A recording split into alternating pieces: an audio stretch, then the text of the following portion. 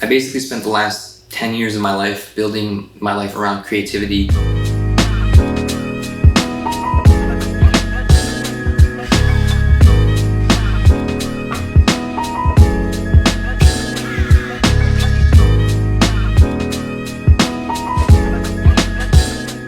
This was my daily driver for a while, and now kind of just sits here, gathers dust. This was the biggest season where God completely redirected me from something that was successful, something that was operating, something that I loved to do.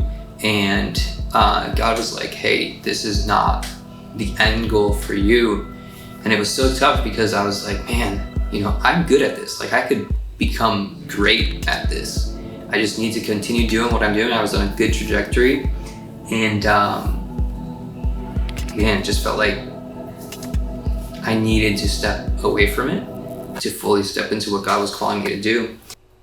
The cool part about it is that God kind of has, in my entire life, everything that He has kind of given me to practice or work at from when I was in high school, and I was like, oh, I'm making websites because websites are cool, and now you can throw up a website with AI in a matter of hours. But that taught me a discipline, and then I got into graphics, and that taught me a discipline, and then I got into video and photo, and I learned all of these things that have started to come together. And I think the plan wasn't ultimately for me to be able to have a successful video business or agency or all of that, but really to be able to use it for God's kingdom and take these skills that seemed random at first and be able to put them together in, I think, what's the most pivotal time for this generation, and specifically for Gen Z, like video. If you're able to show a story, and if you're able to show connection through content, through whatever's going on, you're gonna be so much more effective than just a written thing. Ultimately, the skills that I had learned in video, in graphics, in website, and all of these things, and leadership and culture and building a business and project management and all these things started to point to something bigger than myself. And it is very tempting, I'm not gonna lie, to just say, hey, you know what, I'm good at this thing, and just kind of go into my own strength, and it's less of a burden to run a business than it is to lead a ministry faithfully. There's people that look up to you, there's young people. This is the thing that blows my mind, is because as I've gotten closer to these young people and it's just becoming a better leader, I am now oh my gosh, there's it's not people are looking up to me for a paycheck, they're looking up to me for life advice. And that is a heavy thing to carry, but through all of the things that God has taught me in the last 26 years of my life, I feel like I have been more prepared for this moment. And so I'm trying to figure out a way to put that out there so that people understand the heart behind the ministry, understand the heart behind the content, understand why we need to do these things, right? Because we live in a digital age where content is so important, and not many ministries are doing it well enough, which kind of leaves them disconnected from the people they're trying to reach.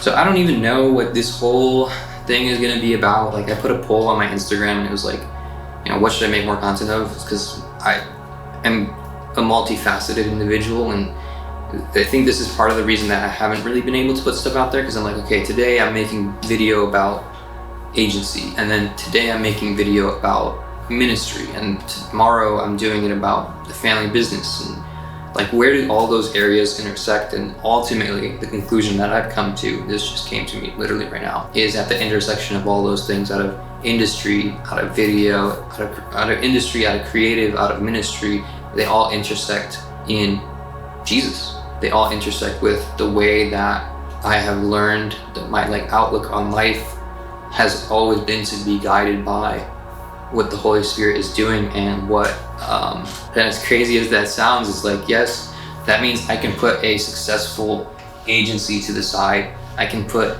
a project or business to the side and say, you know what, in this season, I might not be making any money, but I know that out of this, I'm gonna get developed. Because time and time again, like I said, during those seasons early on, God has taught me so many things, and I wasn't making money. When I started doing graphics, I wasn't making money. I was doing stuff for free. I started doing video, I was doing stuff for free. When we were doing the family business, I'm still doing stuff for free. Ministry right now, like I'm putting in the hours. We're doing 20, 30 hours a week. We're planning even more because we're planning this East Coast convention right now.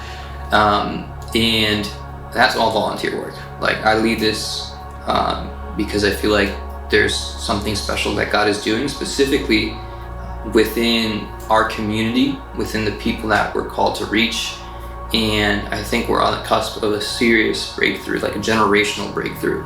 And so like, how do you, say, you know what, God, I am going to step aside and you can do your thing with the people that you choose. I'm going to rather make, $100, $200, whatever, $1,000 a year doing video instead of truly just saying, God, the lives of these people are more important than the money.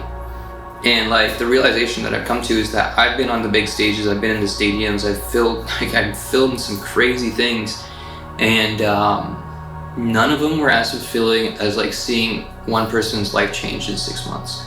Like over the 6 months that we had started ministry back up from summer, and just seeing some of these young guys and gals completely change their lives and like just start walking into a calling that God has for them is so special. And I think that's where the intersection is like, how do we tell those stories? Like, how do we get people excited about what God is doing in this generation? How do we get people excited about what God's doing at Revive? And how do I share that? This is where I'm at. I'm trying to inspire, a generation. I'm trying to create stuff that's relatable and real. And, if that kind of speaks to you, I think ultimately the biggest thing is to know that God doesn't waste a season. Whether you're like learning something and you're creating and you're just like putting the reps in, God doesn't waste that time. Like if you truly are devoted to following Him, it'll all kind of get orchestrated in a way that you can't even imagine. And even now I'm like, okay, what are all of these, right? We are hosting this giant East Coast convention in May.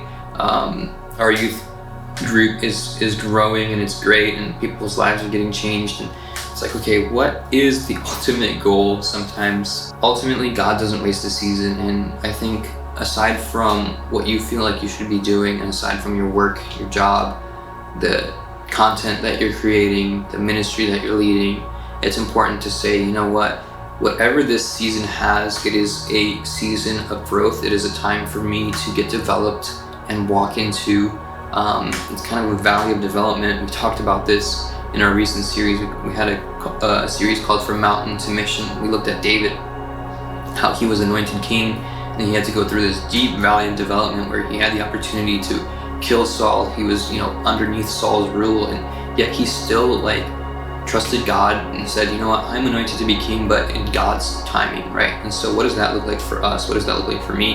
It's like, I know that God is calling me to do X, Y, and Z, but am I going to take it in my own hands?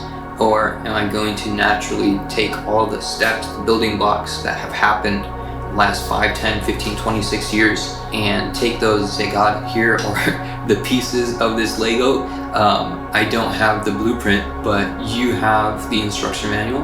And what are we doing? How are we putting this thing together? Because apart from Him, right, these are just going to be random blocks. But with Him, you're going to be able to build something that has a firm foundation and is going to leave a generational impact. So that's what I'm here for. If you're, here for that, drop a follow and come along for the ride.